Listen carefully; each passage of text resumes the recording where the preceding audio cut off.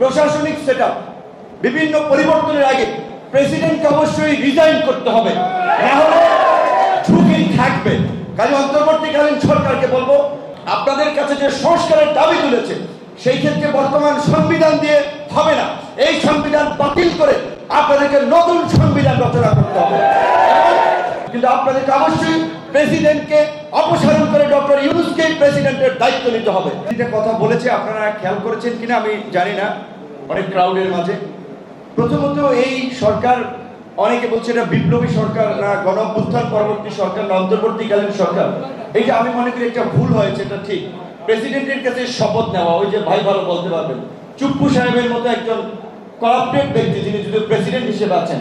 দুর্দান্ত সব উপাদানে তৈরি ঝাঁঝালো স্বাদের প্রাণ ঝালমুড়ি, এই ঝাঁঝ সেই ঝাঁঝ। নৈতিকভাবে বিচ্যুত ব্যক্তি, তার কাছে শপথ নেওয়া এটি একটি ভুল পদক্ষেপ ছিল। এই সরকার বাংলাদেশের অভূতপূর্ব, সারা দেশের জনগণের ম্যান্ডেট নিয়ে তারা ক্ষমতায় এসেছে। ছাত্ররা তো পরিষ্কারভাবেই বলেছিল যে ছাত্র জনতার রূপরেখা দেওয়া সরকার ছাড়া কোন সরকার তারা মানবে না। কাজেই প্রশাসনিক সেটআপ বিভিন্ন পরিবর্তনের আগে প্রেসিডেন্টকে অবশ্যই রিজাইন করতে হবে, না হলে ঝুঁকি থাকবে।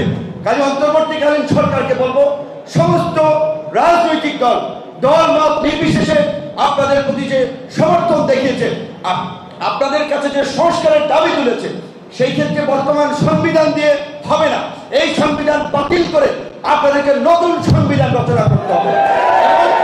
এই অন্তর্বর্তীকালীন সরকার, পরবর্তী যে সরকার আসবে তারা আপনাদের সমস্ত কাজকে বৈধতা দেবে, তারা আপনাদের সেটা লিগালাইজ করবে। কিন্তু আপনাদেরকে অবশ্যই প্রেসিডেন্টকে অপসারণ করে ডক্টর ইউনূসকে প্রেসিডেন্টের দায়িত্ব নিতে হবে।